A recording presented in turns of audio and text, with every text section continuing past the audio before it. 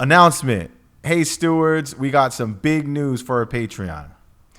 We are now going to be doing exclusive Q&As that are only coming from our Patreon subscribers. So if you've had a burning question for us to answer live on the pod, get onto our Patreon. You can drop your question right in the messaging board, and select questions will be answered directly on air from the podcast. So make sure you get onto our Patreon, subscribe, drop those questions in there, and we will answer them on the pod. Yes. We love you, stewards.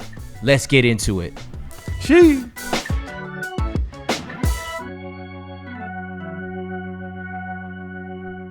Folks, welcome back to another episode of Good Service. We are your hosts, Ben And Kevin. and we have a very special guest today in the pod. Today we have entrepreneur.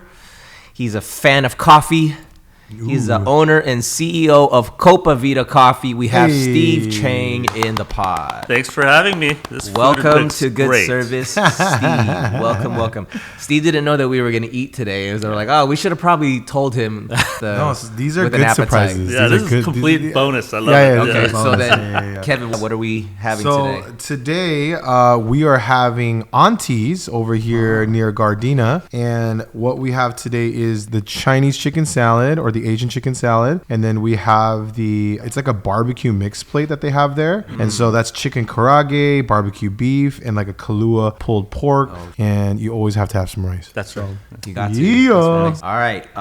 So Steve, before we get into the conversation, we have like a question that we kind of prompt to kick off our conversation, and I always pray for our guest, and I pray for our conversation, and I just ask the Lord, like, God, how do you want us to kick this off today? And so as I was doing a little bit of homework on you and praying for you, you're definitely doing a lot of really cool things in the coffee space, and we'll get into the Copa Vida journey in a minute. Sure. But as I was kind of like looking up some of the origins of like how you started, and kind of like where you're at now, and you know, I think, you know, something about you being an entrepreneur really kind of stood out to me. But more than just doing business well for the sake of being a successful businessman, I sensed that there was a deeper underlying reason as to why you're passionate about what you do and what drives you. And I just got the word, as I was praying, I got the word like sustainability. And I was like, sustainability. And I think it's a good word, right? I mean, it's a word that we use a lot, specifically when it comes to like sustainable products and just maintaining things that we can use in a way where we're not depleting our environment and things like that. But there's also a financial side to sustainability, of like being financially sustainable to be able to scale businesses and things like that. So I think those are kind of the most common terms, how we use sustainability. But I was thinking a little bit like, I felt like the Holy Spirit was taking it a layer deeper of like our sustainability. Like, how do we sustain ourselves? Yeah, so I feel like the question is a two-part question. How are you sustaining right now? And what is sustaining you? However you want to interpret that. That Ben question. likes to ask questions where you get heartburn while you eat. So Let our hearts be on fire. he's like, what? Let's start light. I thought you were going to ask me what my favorite baseball team is or something like that. That's boring. We know it's Dodgers. No, but you know, you were saying that word, and I got goosebumps because actually that word sustainable is the reason why we started Copa Vida in the first place. Wow. We were sitting in a kitchen in Costa Rica and San Jose with a missionary who was working for an organization called Wycliffe Bible Translation Organization.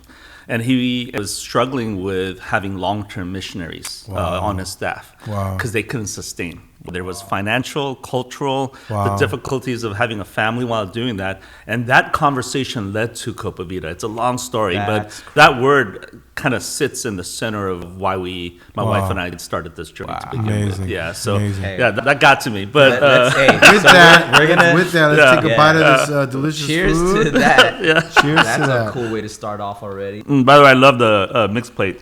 I love the diversity that goes behind it, the whole cultural mix that Hawaii is. I love it. Great. Love that. I did the barbecue beef. Man, it's so good. I love the sweet and savory combo.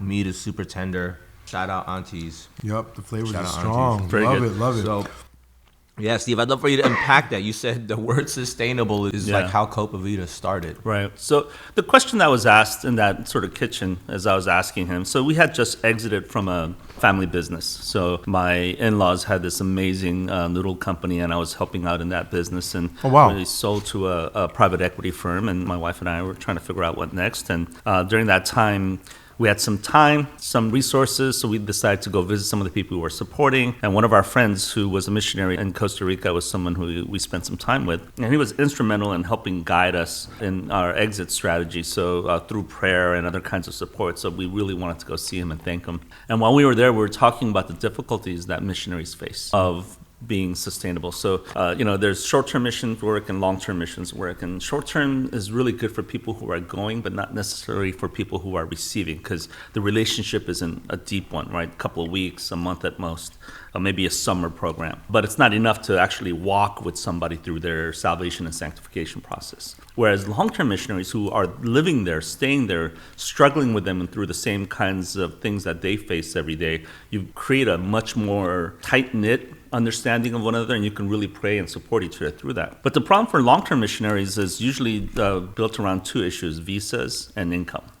Right, so they have to constantly go back to their mother country to renew their visa to be able to go back to their host country. And that back and forth, you use a lot of money in that travel, but there's a second problem that comes with it, which is a culture shock. So if you're long-term and you're married and you have kids especially, so you go to your country, you start there, establish a home, your kids are going to school there, and a lot of times it's a developing country. So you're talking about, plumbing isn't great, education system might not be up to the same standard here, but definitely entertainment and some of the fun things that are associated with, being in a more developed country, they don't have that. And then you come home to raise money, to meet with your church and do all that work, which is important. The kids go through a culture shock. And then when you try to take them back, they don't want to go back. They would rather stay because here there's so much more access to things than they would have over there, right? So feels more fun. So they're constantly in this struggle. And then the idea of having to come back again and again to raise money is always a challenge. So what usually happens is that it becomes a long-term relationship where the checks are sent, but there's not really a connection.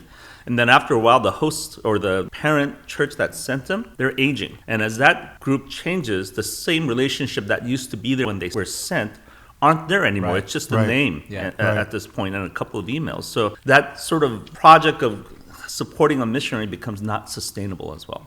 So whoever's going needs a sustainable thing to be able to support their visa, but also financially. So the idea that, kind of sat around and said, hey, you know what would really work well there? And I thought I was a genius for saying this, but if these missionaries had a business, right, that could support them, that'll give them a long-term visa. Any country in the world, if you come in and say, hey, I'm willing to drop 6 figures and start a company or a business here, they'll say, come on in. Let me get you to the front of the line. You don't have to go through the regular application process. We're going to get you settled in right away, and don't worry about your visa, right? But the problem with that, I thought, okay, that's what we need to do, equip missionaries with small businesses. And then did a little more studying and found out that, one, they exist. They've been around for a long time. I didn't come up with anything new.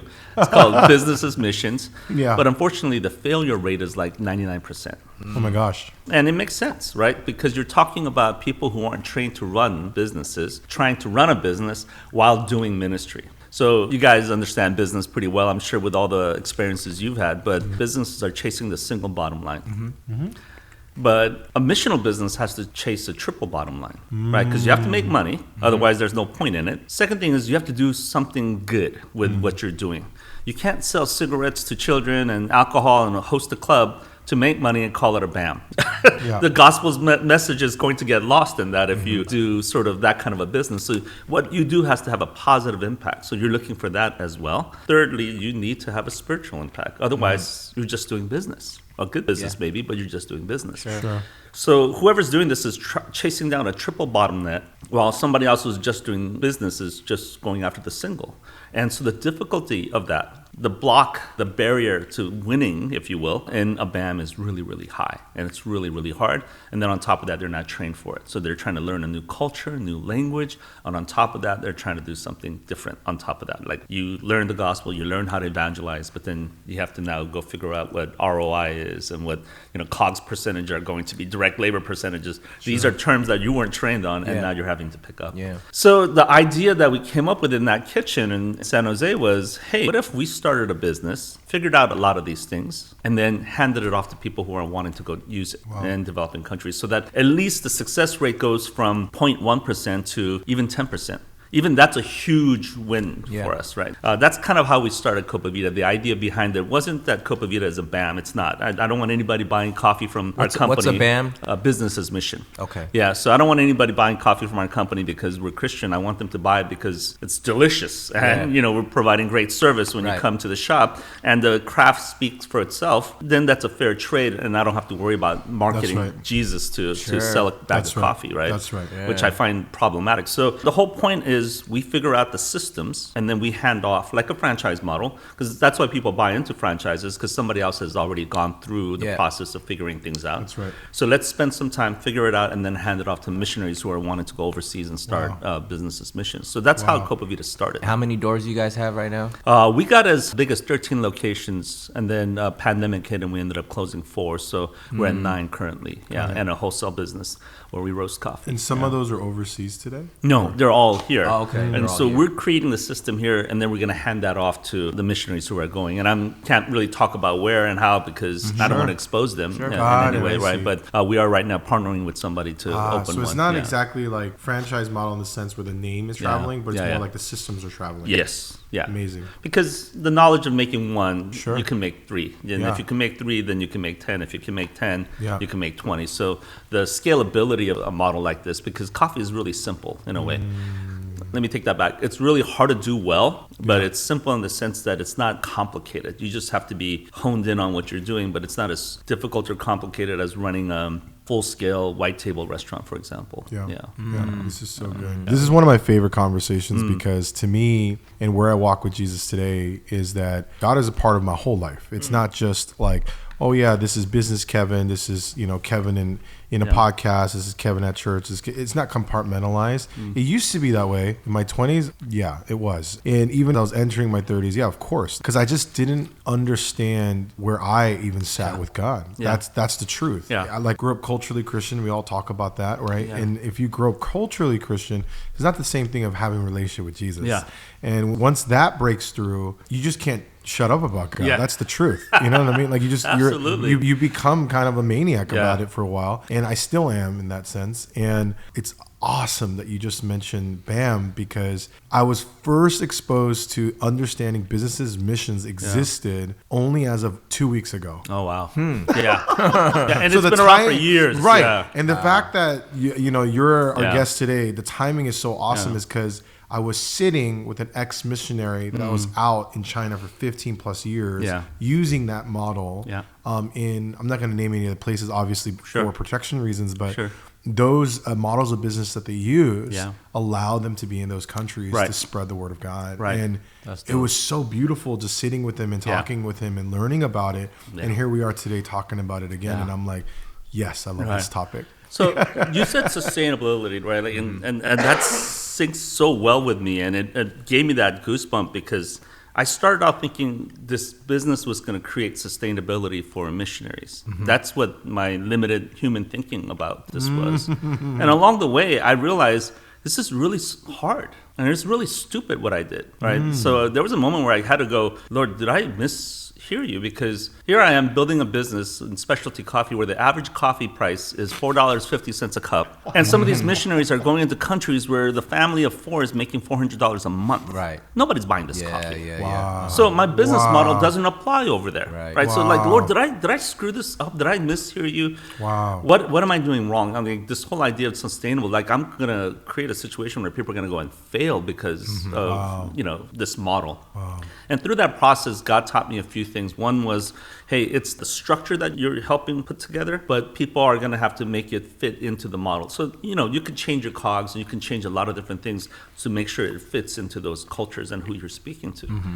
But the other thing that kind of happened was that triple bottom line versus a single bottom line idea. I thought it meant we had more things to solve. But in God's math, it actually flips it. Where it's saying you get more things out of this than somebody who's chasing profit.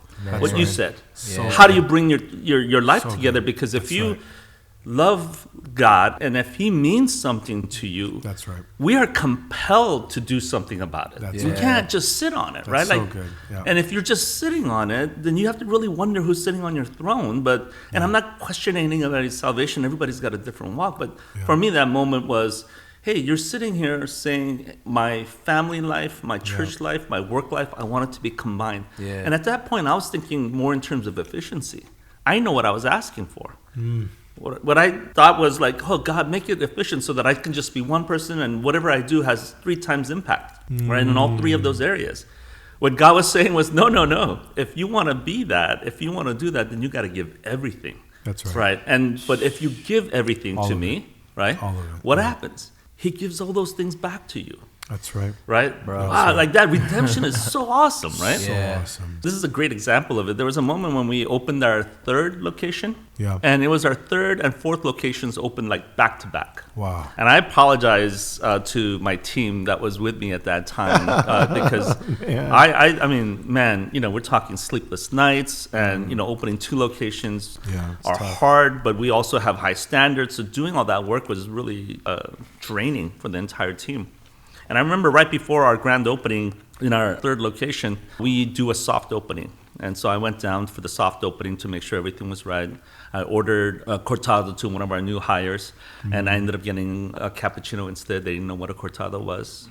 It didn't taste right. And so I immediately pulled the emergency brakes, called the team together, and said, what's going on?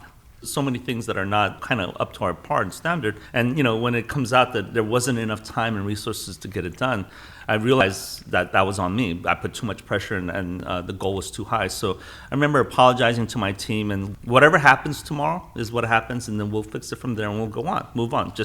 That's typically what happens in the life of an entrepreneur. You don't hit a stop and go, okay, I'm going to go home and cry. You got to just, right?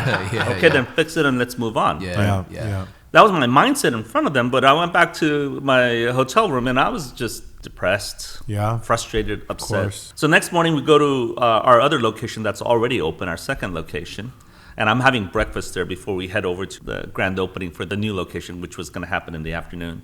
And I remember sitting there and doing my typical thing, getting on my laptop and running back and forth. And my wife was sitting there with our friend from Costa Rica. He had come to celebrate the new opening with us. And then there was a couple sitting next to us. Yeah. And that couple leans over and says, hey, I can tell from your running around and going behind the bar and stuff that you're owners of Copa Vida. We're like, yeah, we are. And I hadn't met him once before, so I remember him faintly. And I said, oh, yeah, I think we met before. He's like, yeah, I wanted to let you know that we're church planters. They're originally, I think, from North Carolina, if I remember correctly. But somehow they got sent to Scotland, where they actually got their training in evangelism and missions work. And then they were sent by God to San Diego to plant a church in San Diego. And apparently what they were told when people were praying over them, hey, when you go to San Diego, you're going to find a coffee shop. And that coffee shop is going to be where you start the church. So spend your time there, pray there, right? And this couple tells us, Oh my gosh. hey, and this church, this coffee shop, as soon as we walked in, we knew this was the place. Wow. So they're like, you don't know this, but we want you to know about 6 people have either gotten to know the Lord at your coffee shop, because we sit here, we talk to the people around us, and we've been able to share Christ with them. And we've even prayed over a few people for healing, and they've received it. And now our church, which grew from here, is now in our living room, and we're looking for a place to rent now because we've gotten big. So that church is like 120 members now. And in that moment, I felt God telling both Elena and me very clearly, count profit differently. Whoa. Right? What I saw as a weakness, the world competes for just the financial profit, but Christians have to fight for a triple bottom line. Yeah. He flipped that and said, no. All of those things are profit. You get 3 times the profit if you look at it from a positive, instead of looking at it as a burden to carry. That's right. Right? And it was just this sort of like, oh, I'm looking at all of this wrong. Yeah. Now, the reason I'm bringing this up is you asked me how I'm sustaining myself.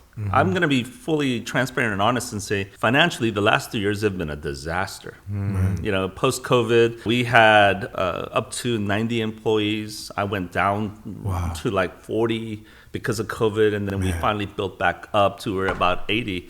Yeah. But there's echoes from COVID, not just in the cost of goods, but in the labor cost, all of that has gone up. You Sure. can't change pricing fast enough because at some point somebody's going to say, I'm not paying $8 for a cup of coffee. Yeah. I'll drink something else. Yeah, yeah. Right? Yeah. It's true, man. So there's a cap to how much you can do with coffee, and even if it's pour over, even if it's specialty, even if it's made on a $30,000 coffee machine, none of that matters. Coffee's coffee. Right. So you're capped there. Your landlords keep saying rent is going up because rent goes up every year. And so you're kind of stuck in this middle space. And all the forgiveness and the subsidies that came out right after COVID, they don't exist anymore. So that pressure has been on. So you could look around you and see a lot of restaurant chains, especially the larger mid-sized chains. They're all struggling right now. Yeah, for sure. Yeah, Yep. and That's even right. big names are closing. That's right. So in that moment, how am I sustaining? These other things that I count as profit. There's like tons of stories about how God has used our company as a way to minister to somebody, or it's been used as a place where someone, you go into our Pasadena location now, you'll find at least a half a dozen either Fuller seminary students or pastors doing sermon prep. Praise God. Yeah, Like, how do I praise not God. enjoy that, Amen. place of community that's being built around there, right? Yeah. We just recently had a small group from a local church meet at our location, and they asked for a space to do that. Yeah. So we closed the door for them, and they do that on the side. Like, That's so dope. so how do you sustain? Well, you have to see profit differently. You have to go, what sustains me, what brings me joy versus what brings me profit. And I think a Christian perspective, those things are one and the same, right? Yeah. I had a mentor who told me that I had so he would reflect what I'm saying to him as a business mentor and a strong believer, amazing guy. And he said, Steve, I always hear you praise God and give God credit when things go well.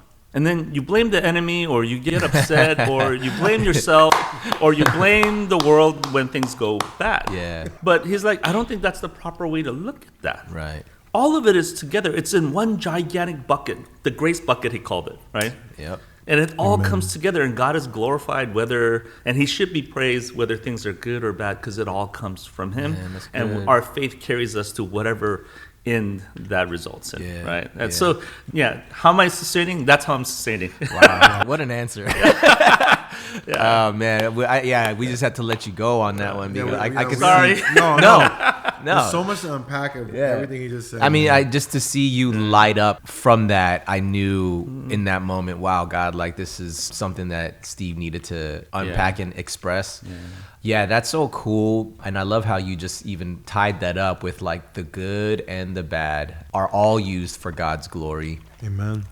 Kevin and I were just talking about this on the other episode too, that like even the ugly things in life, the things that we wish we could be like, oof, I wish I can kind of hide that one, or I wish that one didn't happen. As we look back in scripture, has God done this historically? Yep, he's done it all throughout scripture. That's right. You know, that from the fall of man, God had a plan. Yeah. Like Jesus was the plan all along. That's right. You know, and so even with sin entering the world, God is like, I already have an ending to this story, and it has to happen this way. Yeah. And so, and everything that happens, obviously, from then on, it'll just continue to mirror what God has done all throughout history. So as I'm hearing you talk about sustainability being the kind of inspiration word through your guys' whole journey, and then you also just said, if you want to talk about like financially speaking, you have taken hits in that way, but you're not looking at just that one bottom line as your only, KPI is how much money is this thing making, but it's like what kind of impact are we making? How are we impacting people spiritually? And I want to be clear. I'm not saying to somebody, hey, you're listening to this and you're financially in dire straits. Don't do anything about it. Just keep going. That's not what I'm saying at all. That's how I've been sustaining myself through this process of this up and down. There have been several times where I thought the smart thing to do is sell the business now. We have brand equity, and we have a company that's got stretched from here to San Diego. We have 6 locations in San Diego County, 3 up here. We're okay. And even if some of the locations are struggling a little bit, I can wrap it up together and try to sell it and exit. But what sustained me and kept me going past that struggle of wanting to just exit really quickly is the fact that God has said this is where you need to stay. But at the end of the day, the practical thing is the practical thing. God is not saying go, throw yourself off a cliff for no reason, right? So if you're struggling with financial stability, right, and you don't have financial sustainability, you have to ask what it is is happening, and you have to evaluate, you have to analyze. 9 times out of 10, I would recommend you go get somebody else to look at what it is happening to you, because when you're in the middle of it, it's really, really hard to see. I don't care how many years of experience you have, when you're in the thick of it, you can't see the forest for the trees. It's such a real thing. So getting somebody to come and take a look at your books and say, hey, you got to make some hard choices here, and being willing to do that. But Yeah. emotionally, spiritually, overall, sustaining, yes, it's by going back to the Lord and saying, I have faith. So I want to touch on some of the other things that you're looking at to measure sustainability. You would say that the world standard is just that one bottom line, whereas the people of God, there are layers, as you broke it down into the 3, and I'm sure there's even more if you want to break it down even more, but I think it's really important. I'll kind of come at this question from outside of business perspective, but let's just say life. How am I sustaining my life right now? That's good. And if we're looking at my life being either sustainable or unsustainable, the question that we have to ask is, by what measure are you measuring your life as being sustainable or unsustainable? Like, how are you determining that you are sustaining or you're not? That's right. And if my first answer is like, well, because my career, and then it's like, okay, so that's like your number one measuring stick then, right? But there are other layers outside of, how is your relationship with God? Yeah. How is your relationship with yourself? Yes. How is your relationship with people? Yeah. And there's like, how's your health? Like, there's so many things that I think sometimes we look at something and we define it in a certain way because we're only asking certain questions to that word. Like, well, what are the questions that you're asking to find the answer to that word? Yeah. And it's like, well, okay, there's career, there's relationship, there's spiritual, there's all these things. Like, wow, okay, so how are you doing in all of those categories? And yeah, we may also be struggling in every category too. That's a real thing. Especially, coming out of these COVID years, we took a lot of hits in a lot of those categories. But I think it's really important. Let's just even non-spiritualize it. Let's just say if this was just, okay, let's go back to business, is if like, our sales numbers are not hitting, it must be the product, or it must be the price point, or it must be like all these external factors. But then if you look into yourself, like, well, what's our culture like? What is the energy within our own ecosystem? Right. Because whatever is in your ecosystem ultimately becomes what people look at as your brand. Yeah. And you can't sell a brand that people don't believe in. Right. And I'm sure you can attest to this. Like, you're not the only coffee shop. Nope. There's literally a dime a dozen. So many. Yeah. And you know, I mean, and no disrespect to, like, you know, artists in coffee, but there's a lot of that too. Yeah. So what people are going to subscribe to is the story. Sure. And the story comes from what's coming from within the culture, Right. and how are people perceiving that, not even just in a marketing sort of way, but like, how do people feel when they engage with your, you know, the experience of coming into the shop and then engaging with your product. And so for you to say that, man, like, people are getting ministered to here, people are coming here to like do their sermon prep. So there's a spiritual thing. Like, this is a house for people to come and like prep their work for them to take out into the world. And your place can be a hub for that. So you're using that as a measuring stick. So I just think there's like so many things there when we want to ask the question, like, how are you being sustained and what is sustaining you? You got to ask the right questions to really get what does it mean to be sustained? Exactly. What does it mean to be sustained? Yeah. That's a great way to reframe And it. I love how you talked about, like, there's these different components, right? You know, that same mentor, whenever I tell him my business is doing poorly, he would say, how's your relationship with your wife? Oh, yeah, we're doing great. How's your relationship with your daughters? I have 2 girls, women now. They're both in college and grad school. And shout out to Faith and Hope. Love you. Hey. And they are so important to me. And I think about the relationship I have with them. How's your relationship with your community, your church members, your friends? Yeah. And then when I answer those things, he goes, you're a rich man. What are you talking about?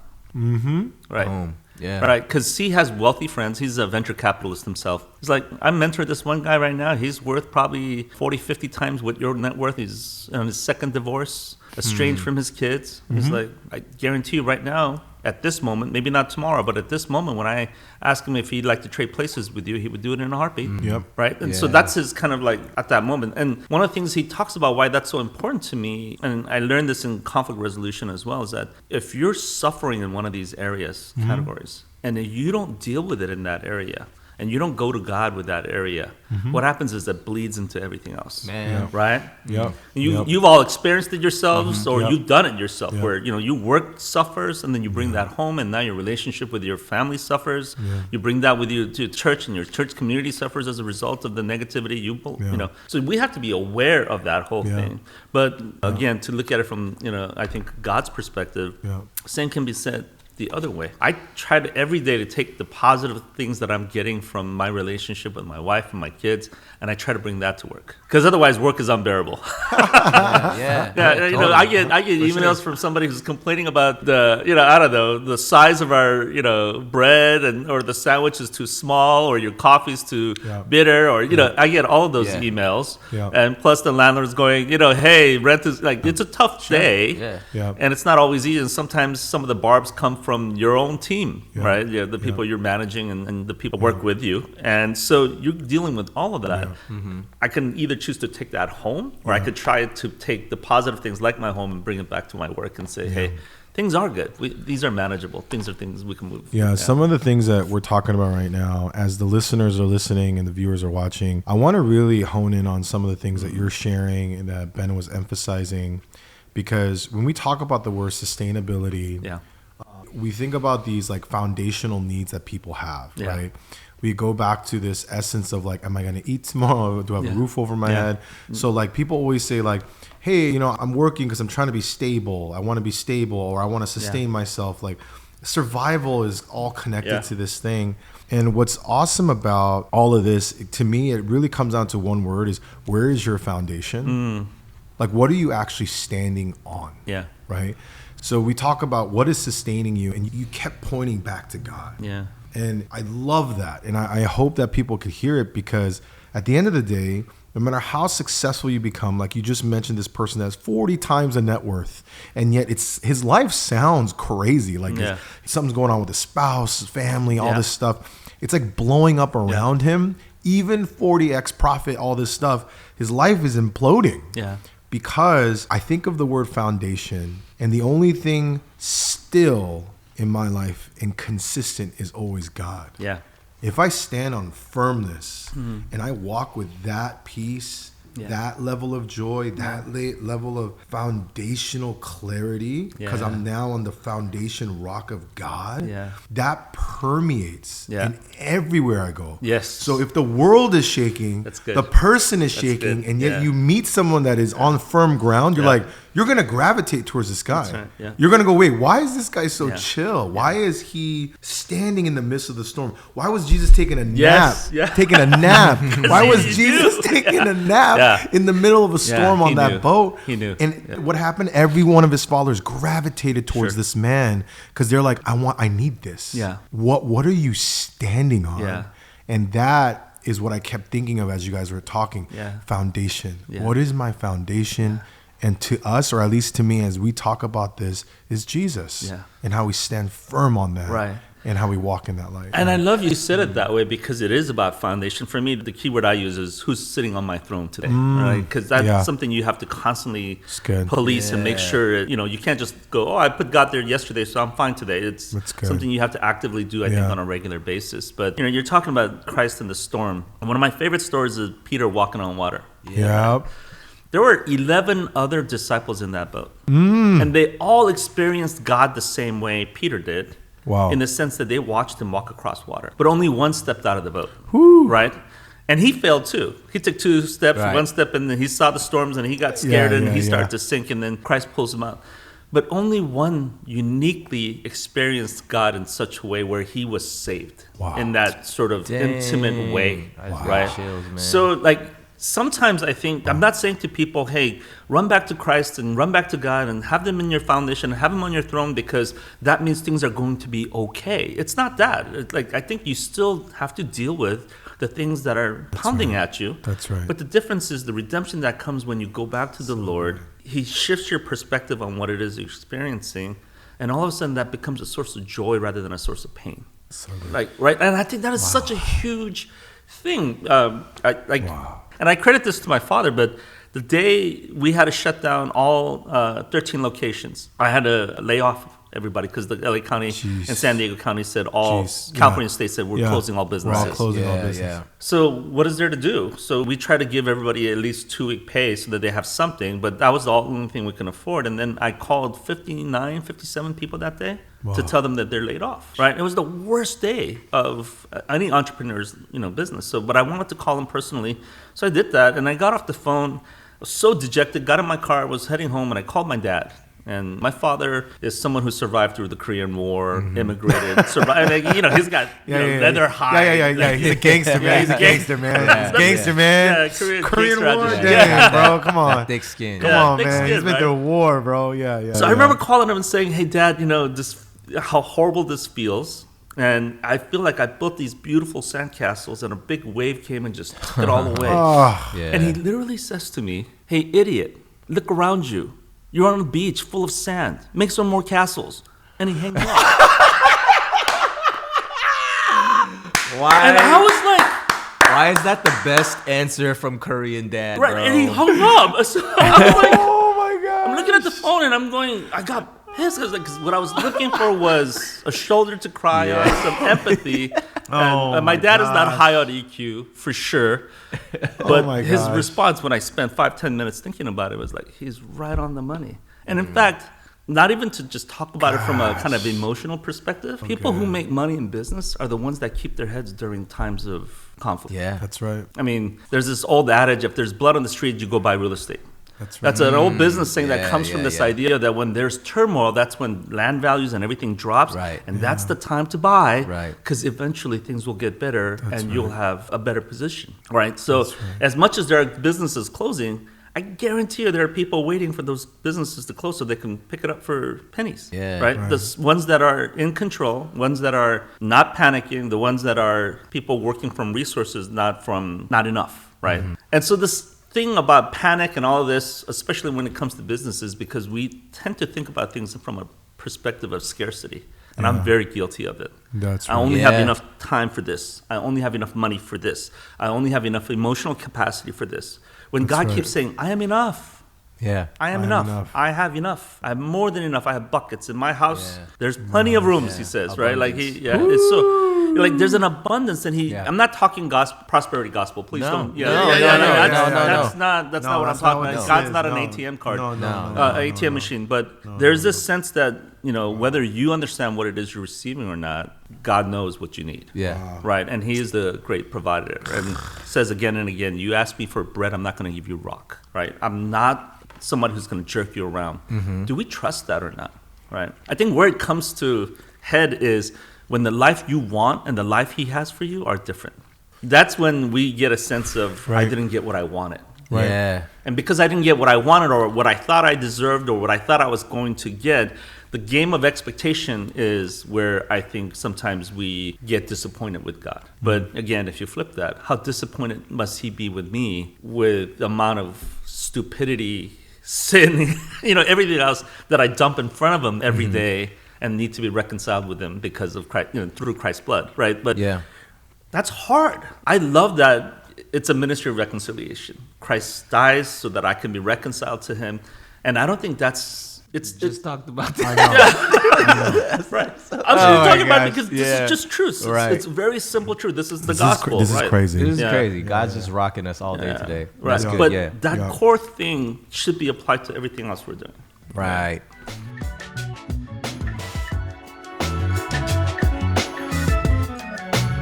What's up, stewards? Thank you guys so much for supporting good service. If you guys love what we do, then become a Patreon subscriber. As a Patreon subscriber, you get exclusive content every single week. From Q&As to solo reflection rounds, extended episodes, spicy takes, vlogs, and so much more. You're going to find all of that exclusively on our Patreon.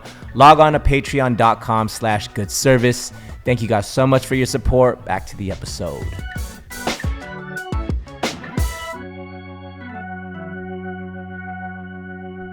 You're talking about your dad, talking about, dude, look around you. There's sand all around you. Build more castles. Yeah. I'm reminded, so like there's this video that I've seen recently, and I'd love to get everybody's take on it. We'll watch a short clip of it. let me just paint a little context here. So this dude on TikTok, he's pretty big on social media.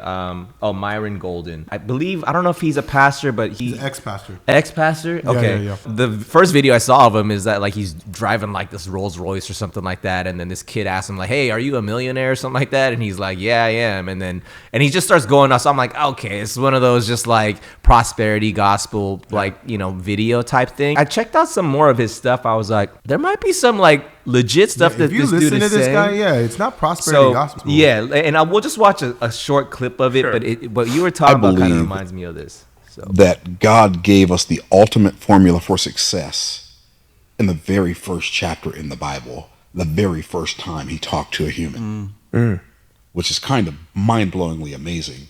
It's almost like he gave us a wink and said, if you don't get to chapter 2, you're going to be okay. And so wow.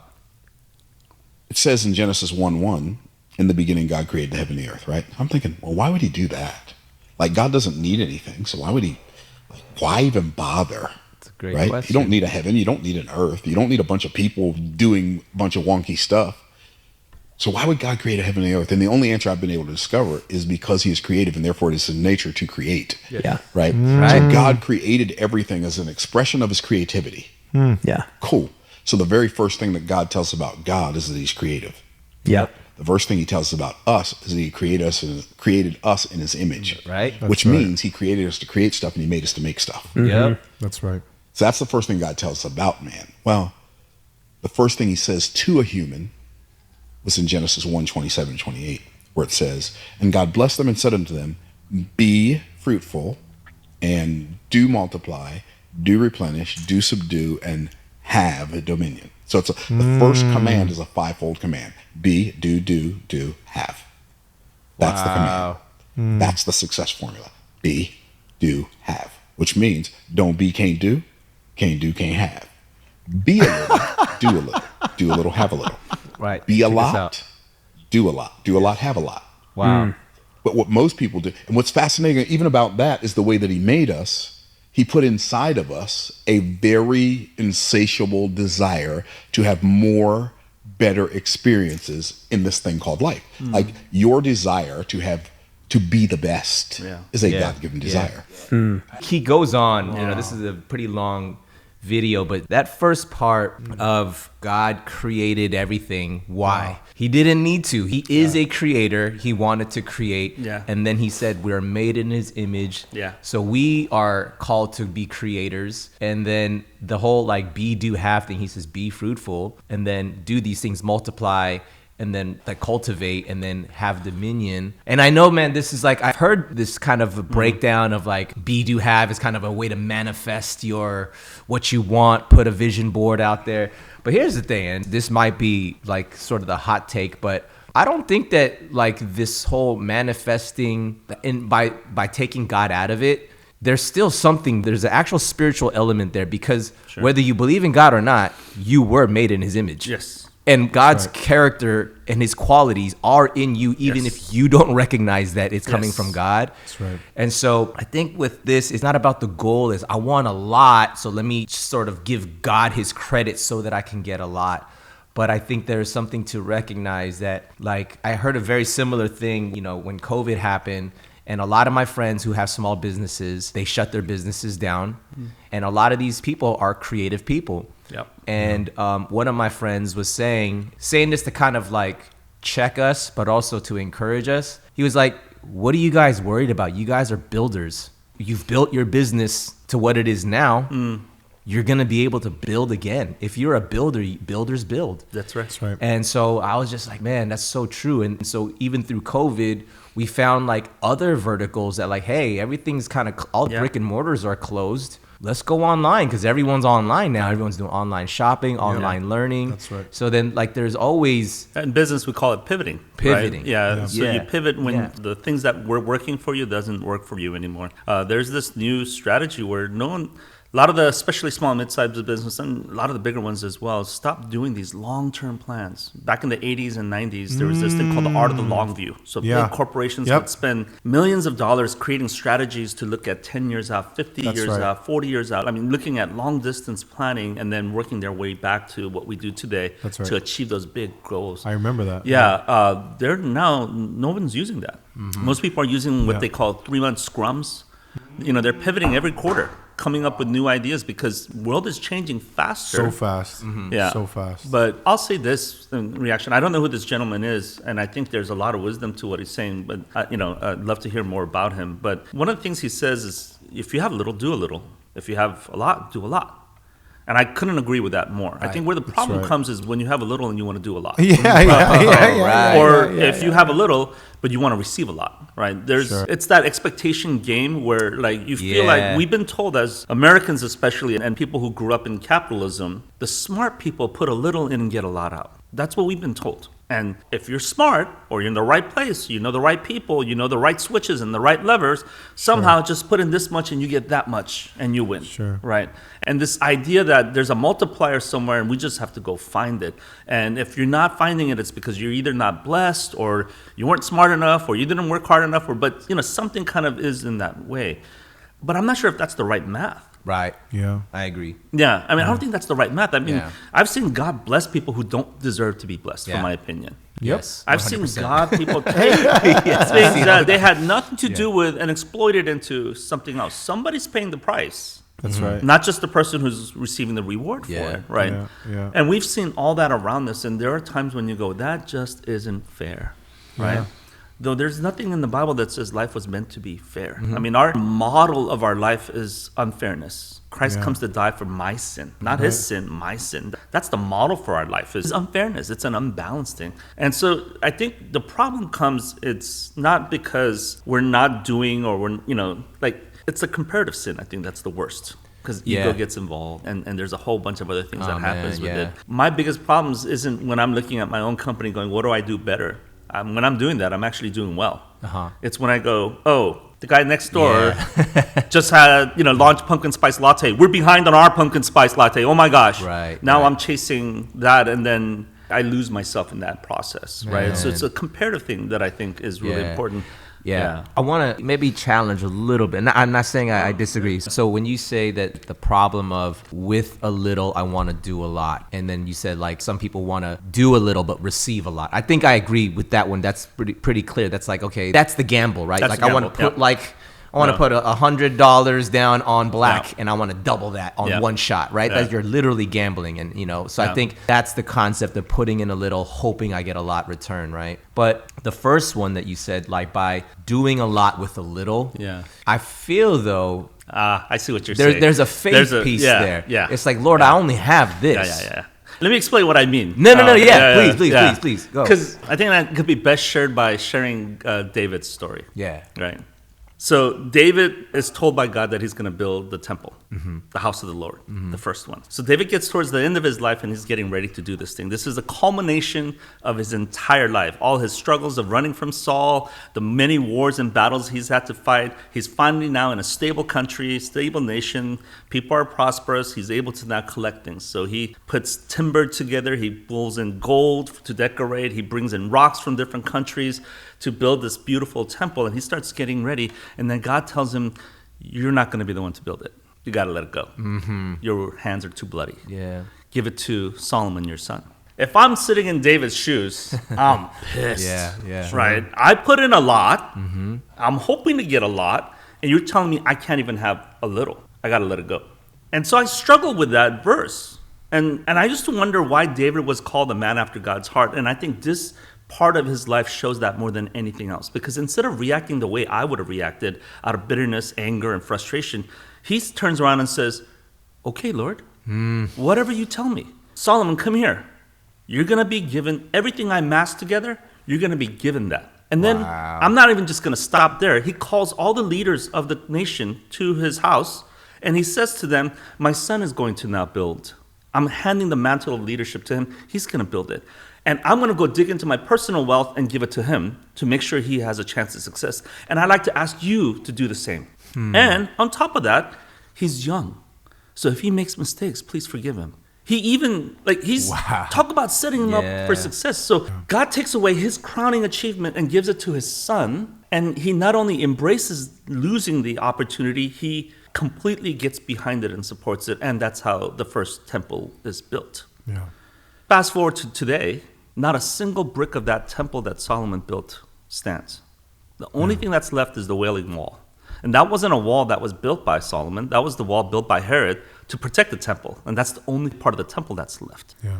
But Jesus is our temple. He's the new temple. And what does he always refer to as? From the line of David. Not from the line of Solomon, not from the line of Abraham, not from the line of anybody. So David did build a new temple. The eternal new temple. God had that plan in mind. The reason I point this out is that I sometimes get mistaken into this idea that if I put this much in and I need to get this much out, that's what success is. But I define what I'm getting out by what the world tells me is success. So powerful. But God's definition of success might be completely different. Yeah. In many ways, my father's life is a failure. For the man that he is, for the intelligence he has, and the amount of work he's put into, the level he's retiring at, he wouldn't consider himself a success. Sure. In fact, he said to me, I'm proud to say that I did everything God put on my plate. And then he pauses and says, I just wish he gave me a bigger plate. That's right. Right? And this is a man who went through a war and a major immigration. Right? No one's expecting him to do more than what he's done, but he had these things. And if you look at the amount of hours he's worked, he's in his 80s and he still works 6 days a week right now. Right. He doesn't have to, but that's what he wants to do. That's his life. That's all he knows. Yeah. So he's sitting here going, did I get out what I put in? And it's not the same from a worldly perspective. Yeah. But when you step back and you look at his impact around him to the community, to my family, to my daughters, whoa, then the measure is completely different. And I still don't know what God is using him to do fully. Yeah. So when I say that expectation, we put something in and we want to get something out. My point isn't that you can't have a desire for something big to come out of what little you have that you put in. Because for me, the measuring stick there is 5 loaves, 2 fish. I was just about feeds. to say. Yeah, right? that's right. That's Yeah. our Right. redemption story. Yeah. But even if it goes 5 loaves, 2 fish, and you only feed 2 people, amen. Right. Amen. Wow, that's right. That's a miracle too, Yeah. in its own way, that he was willing to give all he had so he can feed 2. So whether that was 2 or 3,000, that's not the measure of success. That's right. The measure of success was when he gave what he had, right? I mean, man, there's so much of what you just said that I was just getting, my brain was exploding with the measure of faith. 5 loaves, 2 fish. Was it the woman who gave her offering, but it was everything that she had. Everything. And it was, if you want to count the actual dollar amount of it, it wasn't much, but it was everything she had. Yeah. And that was the offering that the Lord accepted, right? Yeah. And, when I think about, even when you're talking about the story of David and literally handing everything to his son to be cool, you're going to build the temple and let me set you up for success. Yeah. And then when God calls David a man after his own heart, my mind immediately went to think of that's what God the Father did to his son Jesus. Yes. Where he gave, God the Father calls Jesus is king. Not God the Father is king. He says, my son is the king. Yeah. Right? And his son sits on the throne. And God also laid down the life of his son. Yeah.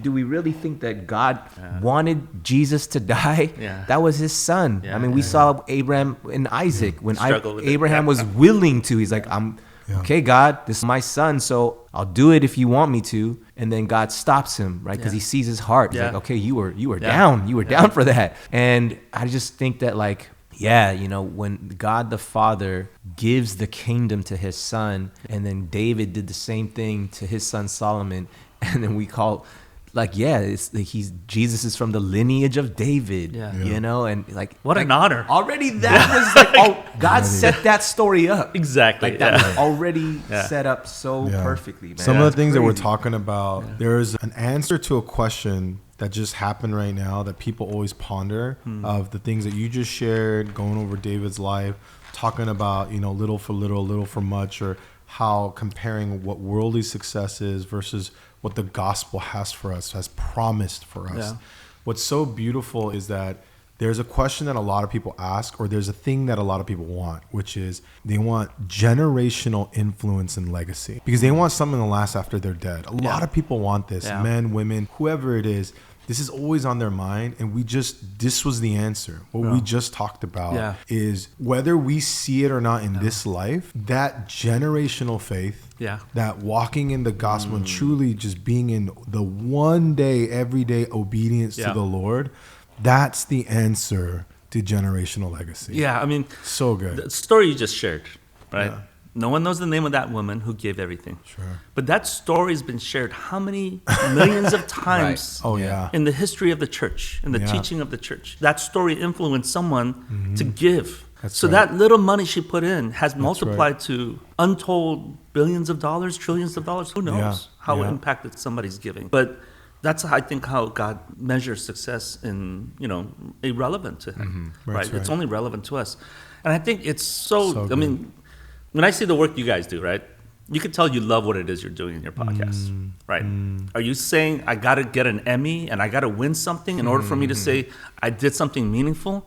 Is it how many millions of followers or, breadth and there's depth? You make a change in one person. I'm going to believe that that's going to make your day. Like, that's going to make your year to know that impacted somebody, right? That's right. So I think it's that piece of it that we kind of always bemoan. Lord, it's what my father said. I wish I was given a bigger plate. But bigger plate probably means more work too, right? So it's not like it's cheap or free, but we have to stop. And I'm not preaching to anybody. I'm saying this to myself. There are so many times when I thought the solution to Copa's ailments was, let's get bigger. Let's scale. Because that's the background I come from, right? There's a thing called the hockey stick turn. When a business goes like this for a long time and all of a sudden there's almost like a 90-degree turn into success.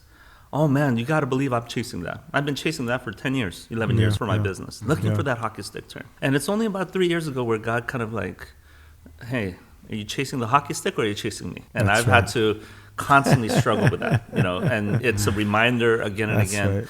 Many, many times in the past 11 years, I put Copa Vida right on my throne. Wow. Many times. And because it is something I started with a ministry purpose, I felt justified in doing that and thought I was chasing God. Ooh. But it's not. I was chasing success. Right? Man, that's a tough one, dude. And I don't know how to unplug from myself. And I'm saying this here again, not because I've solved it. I'm just being honest and saying that's my struggle. How do I sustain that? How do I make myself get through that piece? You need accountability. My wife is the most solid foundation in my life that goes, yep, that's not, I think, the right way to think about that. All our wives. all of our wives. Yeah. Yes. But I have, pastors at our church. I'm on an elder board with these two amazing gentlemen, Kyung and Elliot. And man, they're so amazing because they're one of the few pastors I've met that actually don't have the answer to everything. That's like good. A lot of pastors I meet, they feel the pressure to have answer to everything. That's funny. But our pastors are more like, I don't know. Let's pray about it. So then we spend several meetings talking about the same thing, trying to find an answer, right? But I love that humility. But there's something that you said earlier about business is not going well, or if like something's off on the business side. I think you said it was a mentor of yours that would ask like, how is your wife? How's your relationship with your kids? What's home life like, right? And then you say that when your home life is good, that's the energy you bring into your work life, because that fuels you to like keep going over there. Rarely does it work in reverse, where work is healthy and you bring that into an unhealthy home life, and that somehow makes your home life better. Because the work, that's the outside world. And let's just even bring it back to the word home. Home is supposed to be your place of rest, protection, security, and peace, right? That's what home is meant to be. And we don't have security in the outside world. We don't have peace. The outside world is chaotic. The outside world is dog eat dog. That's what the outside world, how that functions. And so even when we're talking about like Jesus is our foundation, but what does scripture say? He's our cornerstone. He is the thing that the entire building is built upon. And if the cornerstone is built upon the indestructible Jesus, then the foundation will be strong and the home will be strong. So I think it just, it really makes sense as to why when your home life is healthy, you take that energy out into the world, and then you can face all the stuff out there, and you could bring the health of what's healthy at home and bring that health into those spaces. So like, it's so cool how like people will say that, oh, the Bible and things of spirituality, there's no science to back that. Oh, There's yeah, no, I you know can't what I mean? stand it when I hear that. Right. Yeah. Like, oh, that's just all like come on, bro. woo-woo spiritual stuff that like, all right, if that helps you sleep better at night. Yeah, like, yeah, there's yeah. no science behind it. Like, but actually there is. Yeah. You know what I mean? Because again, non-Christians will also, that's why people are so into new agey things like meditation and like, you know, positive thinking and cold plunging or whatever it is. It's there's something to be something. like taking on a difficult thing and doing it in a place where it's just daily and it's habitual and like it's a disciplined practice. But like, and not to say like there isn't a place for that stuff even as followers of Christ, but there is something that people will definitely make a connection with like what you do in your disciplined place of solace will affect how you go out into the world and how you can, you know, handle. And I think your family has to be centered on God, obviously, with the foundation you were talking about. And it's so important because your relationship, I mean, I sucked as a father. And there are days when I was like, oh man, I don't want to be that guy, right? You know, and I channeled my father who's channeling his upbringing, right? And so it's, you know, there's so many times I wish I could have taken that back, you know, like reeled that back in. But the thing that like you end up bringing negativity from work to home, I think kind of happens because at work, you're on your own to a degree, right? It's about you. So if you succeed, you get to thump your chest and go, I kicked butt today, right?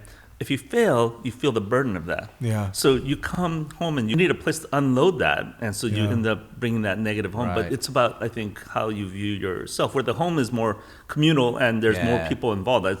I'm as responsible for my relationship with my daughter as they are for their relationship with me. They have a responsibility in that too. It's not just, oh, I have to be a father, so I have to do everything to make this work. They have to make it work, right? So especially as they're getting older, and same thing with my wife, there's a communal aspect of responsibility there. But at work, the ego takes over. You know, I'm the captain of my industry. I'm the CEO of this company. I'm the founder. I mean, all these titles. They're all there to convey a certain sense of responsibility and authority, but it also comes with it this oppression, like loneliness, like this. All this other stuff comes with it. You guys have experienced it. Every time you say something and it's being listened to by a whole bunch of people, you feel the responsibility of what those words say, right? And so you have to think about what it is you're saying, and then you have to filter yourself. But all of that is like, again, driven in this idea of how do people view me? Whereas God keeps saying, what I want you to be is not you. I want you to be my ambassador, right? Like 2 Corinthians talk about this in that ministry of reconciliation. God reconciles us to him through his son, and we are to be reconciled that way, but then we are to also be called to become ambassadors. Right. And so that should be our identity. But man, that's hard. Right? Because as much as I feel like having grown up in America with the education that I received because of my parents' sacrifices, I've had a big starting block. Others have bigger ones and many have less, but I've had a nice starting block. So I expect big things to happen in my life, right? So it's kind of like we have a big God. We want big things to happen. You know, that's important. Legacy, all of that you talk about.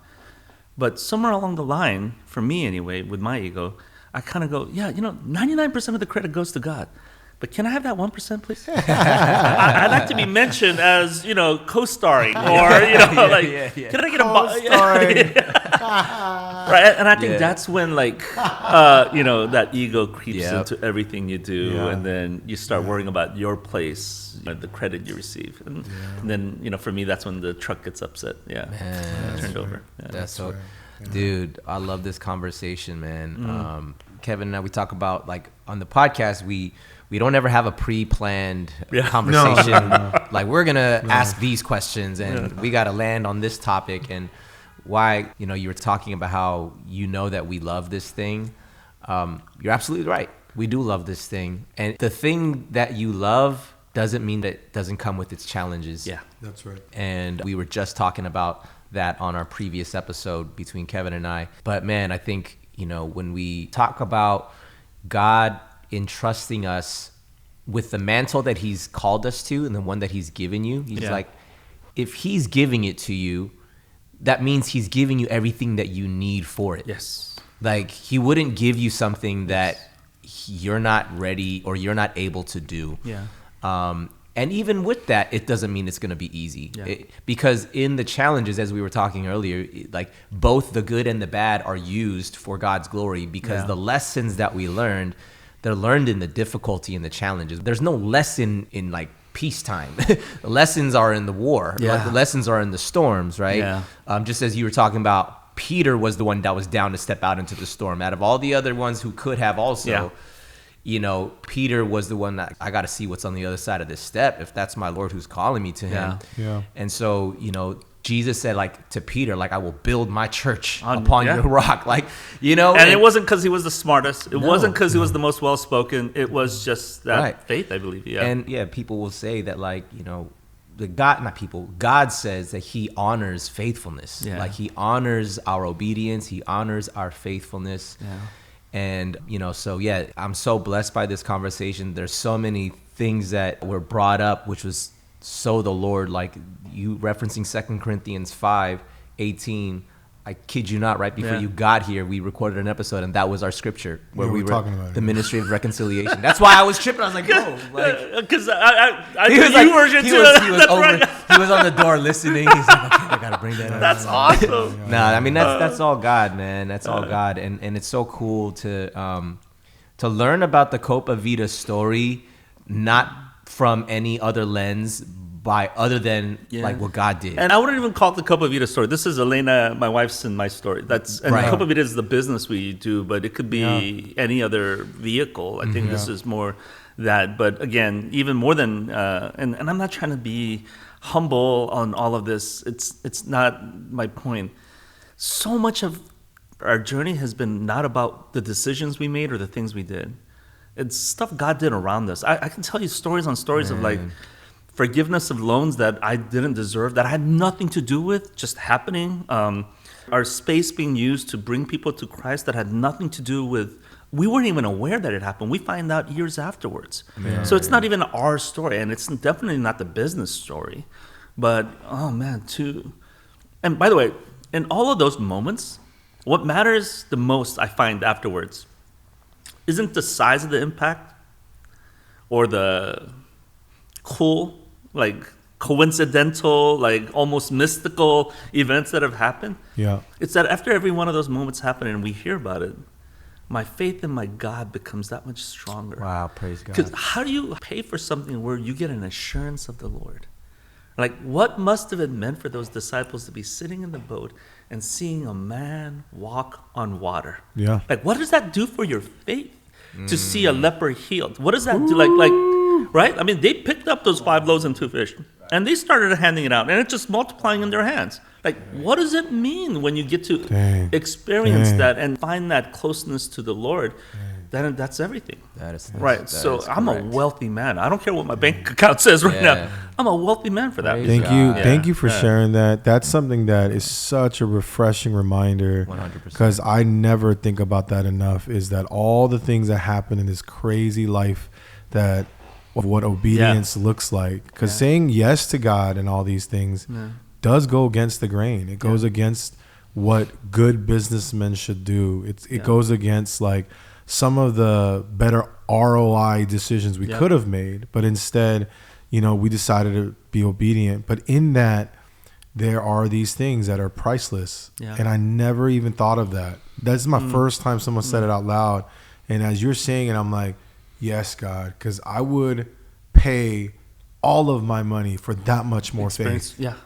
You know what I mean? I would give up anything in this life to get that much more assurance that my God is real. Like, to see a leper healed. What is that? Right, because that's everything for you, right? Your perspective, your choices, everything gets set. I mean, we can go bankrupt before the end of the year or the end of next year. Yeah, I mean, and I don't mean that facetiously. I actually think that you know, a couple of bad turns, we are at risk. Almost every business I know is at some point of risk where their runway is maybe 3 months. We're always kind of living on that edge. That's right. So if we do go bankrupt, did that change anything of what I've experienced from him? No, man. No. That's banked. That's right. Right? Banked. Yep. That's banked. That faith is banked. Right? So like good, that's what my mentor tells me all the time. He goes, take that memory. Take that memory of God, of experiencing God, and bank it. because you can eat off of that for Right. the rest of your life. Forever. Yeah. Dude, that ministers to us for sure, man. I love that. Again, even going back to Kevin and I's previous conversation, it's an assurance that what God is doing, there is no dollar amount that can be placed on what God is doing, because what God is doing is eternal. Yeah. There's eternal value in what God is doing. Yeah, that's right. And it's priceless. There's no dollar amount for that. So thank you for reminding us of that. So good. Dang. My whole month is good. I don't even do anything for the rest of the year. 2024, cut the check. You know what's funny is you asked one question and we've had this amazing conversation. That's often 2024, cut the check. I'm good for the year, dude. Done. I'm good. We're done. That was it. That was the lesson of the year. We're closing up the year on that. That's often how it works. One question, we go off for an hour. That is so good. Well, Steve, so we call this show Good Service. We go to these amazing restaurants where they provide good food, good service, what ultimately creates a good experience where we keep coming back to these places. Shout out to Aunties for their amazing Hawaiian plate today. Yes, plate lunch. But good service means different things to different people. Good and service. So what does good service mean to you, Steve? Yeah. Our company runs on what we call 3 C's. It's our core value, core competency, and our core focus. But the idea for us is that when you come to our shop, there's no such thing to me in the specialty coffee world, but just coffee world in general, as the best cup of coffee. There's no such. It's completely based on context and where you are. One of my favorite coffees I've ever had in my life was on the side of a mountain in Costa Rica with the people that pick the cherries. I got a chance to work with them for a day, and the amount of work they put in, man, it's incredible. Wow. But during lunch break, they make coffee on the side of a mountain next to the coffee plant, and this hand mill and this soft looking tube thing to make coffee, and it was nasty. You got like grit all over your teeth. The only way to make it drinkable was to put a big dollop of condensed milk to make it sweet to be able to drink that. But sitting on that mountain was like my best I'll remember that taste forever. Right? So forever. It's all context, right? But so we don't chase that. For us, what it means is we want to create a place where whoever comes in the door feels community. I'm an immigrant. You guys are a member of a minority community here to a degree. You all know what I'm talking about when I say you've walked into somewhere and immediately knew that you weren't welcome. Yeah. We've all experienced that. Yeah. And I used to think it was because of the color of my skin alone. But then the longer I lived, I realized by gender, by wealth, by your socioeconomic status, by your immigration status, by your, whatever category that sets you apart from somebody else, everybody's been made to feel unwelcome at some point or another. Yeah. So our goal at our shop is to make sure no matter